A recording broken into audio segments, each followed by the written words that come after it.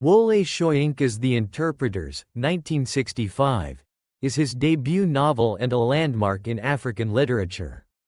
Unlike the straightforward narratives of many post-colonial African novels of its time, The Interpreters is dense, philosophical, and experimental, reflecting the intellectual ferment of newly independent Nigeria. Written in a modernist style, the novel follows the lives of 5 young, educated Nigerian men as they grapple with the moral, political, and cultural crises of post-independence society. The novel does not present a linear plot but unfolds through interconnected episodes, interior monologues, flashbacks, and dialogues. Soyinka, a playwright and poet by nature, uses rich language and allusion to critique corruption, hypocrisy, disillusionment, and the failure of the post-colonial elite. The title, The Interpreters, signals the characters' struggle to make sense of the cultural fragmentation and ideological ambiguity of their world. Setting: the novel is set in Lagos, Nigeria, shortly after the country's independence from British colonial rule.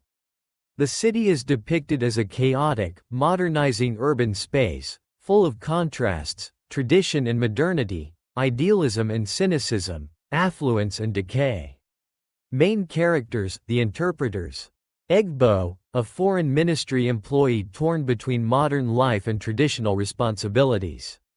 He is haunted by guilt over abandoning his ancestral duties as a chief. Sagai, a sharp, disillusioned journalist and satirist.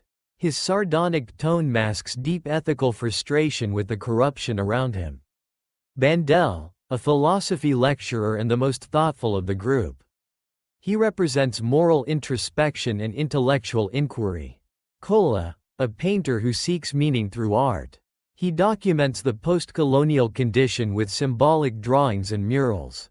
Sakani, an engineer dismissed from his government job for refusing to participate in corrupt practices. He later dies under mysterious circumstances, possibly suicide.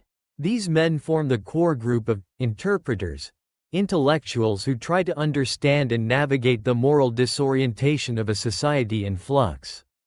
Narrative overview: the novel doesn't follow a traditional plot but traces the lives, conversations, memories, and dilemmas of the 5 protagonists. Through their experiences and perspectives, Soyinka exposes the hollowness of political independence when unaccompanied by ethical transformation. The story begins with Egbo reflecting on the death of Sakani, whose principled stand against corruption led to his marginalization and possible suicide. The narrative then shifts among the characters' lives, touching on their encounters with institutional corruption in civil service and academia. Sexual and romantic relationships, often marked by dysfunction or emotional detachment. Reflections on indigenous spirituality versus Western rationalism. Artistic expression, Kola's paintings, as a mode of resistance or documentation. The group frequently gathers to debate the state of their society, trying to interpret the meaning of their roles as educated Africans in a country struggling with identity, modernity, and morality. Climax and ending. There is no conventional climax in The Interpreters. The novel ends with a ritual scene, a symbolic purification ceremony, suggesting the need for spiritual and ethical renewal. The final chapters hint at the characters' partial awakenings, though there is no clear resolution. The ending, like the rest of the novel, is open-ended, emphasizing the ongoing nature of post-colonial struggle and self-definition. Themes and analysis. 1. Post-colonial disillusionment. One of the central themes is the disillusionment with post-independence Nigeria. The characters had once embraced the hope of freedom from colonialism, but now find themselves in a society plagued by corruption in government and institutions. Moral decay among the elite. Consumerism and materialism replacing ideals. Sakani's death symbolizes the crucifixion of integrity in a society that punishes honesty. The interpreters, though privileged by education and access, feel increasingly alienated and impotent. Soyinka critiques not colonialism itself, which is largely in the past, but what has replaced it?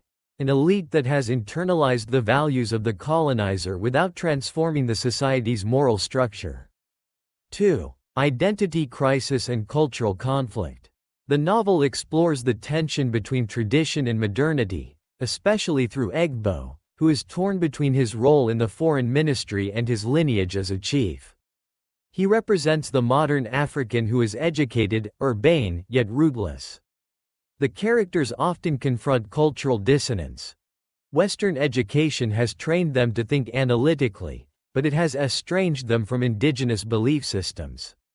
They admire Western art and literature but feel deep unease with their relevance to African realities. Sexual and social relationships are fragmented, reflecting emotional alienation. In this fractured landscape, their identities are unresolved. They are neither wholly African nor Western, but trapped in a post-colonial limbo. 3. The role of the intellectual. The interpreters are meant to be society's conscience, the educated elite tasked with interpreting values, ethics, and progress. Yet they are troubled, inconsistent, and often ineffectual. Through these characters, Soyinka critiques the moral ambiguity of African intellectuals. Despite their insights, they fail to act decisively or unify theory with praxis. Sagai's sarcasm, Bandel's detachment, Egbo's indecision, all point to the failure of the intellectual to bridge the gap between analysis and action. The interpreters can diagnose society's ailments but remain spectators rather than agents of change. 4. Language and meaning. Language itself is a theme. The novel is filled with dense prose, abstract philosophical conversations. Fragmented narrative that resists linear understanding. Multilingual references, blending English, Yoruba, Latin, and Pidgin. This reflects both the confusion of the post-colonial condition and the struggle to find a language that can articulate African realities without relying on colonial frameworks. The characters, like the novel, are interpreting constantly, but meanings are always elusive, ambiguous, or contested. 5. Death, madness, and existential despair. Death is a recurring motif, especially Sekani's suicide, which casts a long shadow over the others. There are also scenes of madness, suggesting the psychological toll of living in a morally incoherent society. Characters experience existential despair, questioning the point of their education, their ethics, and their place in society. They are intellectuals without a project, men without grounding. Yet, within this darkness, Soyinka also suggests the possibility of spiritual regeneration, especially in the symbolic final scenes that evoke ritual purification. Symbolism and imagery. Sekani's death represents the destruction of integrity in a corrupt system. Kola's paintings symbolize the struggle to document and interpret the African condition truthfully through art. Ritual and masks. The use of Yoruba ritual imagery underscores the need for cultural reconnection and spiritual healing. Mirrors, reflections, appear throughout the novel, symbolizing self-examination and duplicity. Narrative style and structure. Soyinka adopts a modernist style, influenced by writers like James Joyce and T.S. Eliot. Features include nonlinear narrative with flashbacks and stream of consciousness. Interior monologues revealing psychological depth. Dense, poetic language and symbolic descriptions. Dialogues rich in irony, metaphor, and paradox. This style challenges the reader but reflects the complexity and fragmentation of the character's world. Critical reception. Upon publication, the interpreters received mixed reviews. Critics praised its ambition, linguistic richness, and thematic depth. Others found it opaque, elitist, and overly intellectual. Today, it is recognized as a pioneering work of African literary modernism, setting the stage for more experimental narratives in African fiction. Soyinka's refusal to simplify Africa's problems or offer easy solutions marks his commitment to intellectual honesty over populist appeal. Conclusion. Wole Soyinka's The Interpreters is a profound, complex exploration of post-colonial Nigeria's moral and existential crises. Through the lives of 5 intellectuals caught between tradition and modernity, Soyinka exposes the disillusionment of independence, the failure of the elite, and the difficulty of finding meaning in a fragmented world.